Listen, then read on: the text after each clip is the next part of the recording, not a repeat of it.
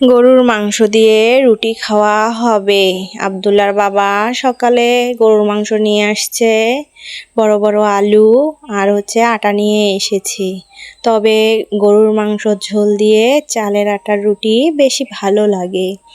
তো চালের আটা নাই, শেষ হয়ে গেছে, সেজন্য গমের আটা নিয়ে আসছে। গমের আটা বলতে বাজারে ময়দা, প্যাকেটের ময়দা নিয়ে আসছে। তো সব কিছু নামিয়ে রাখলাম। আলুগুলো বড় বড় করে কেটে দিয়ে মাংসের তরকারিটা বেশি করে ঝোল করব। কারণ মাংসের চেয়ে ঝোল আর আলু দিয়ে রুটি খেতে বেশি ভালো লাগে। তো আমি সব মশলা বেটে নিয়েছি, মশলাগুলো ভালো করে কষিয়ে নিয়েছি।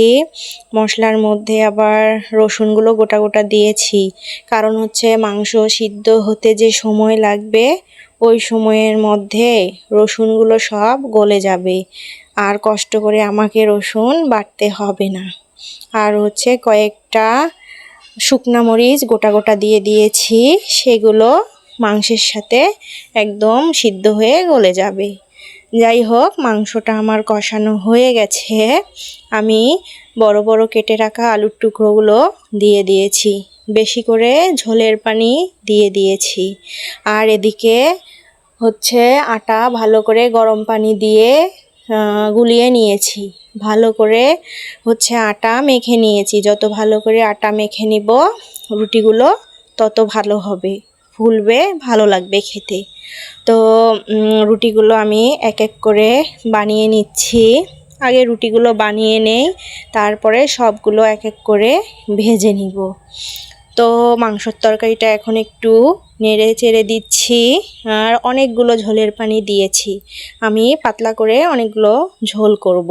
গরুর মাংসগুলো ভালো ছিল, কোনো হাড় ছিল না, সামান্য একটু চর্বি ছিল, আর সবগুলো অবশ্য মাংসই ছিল।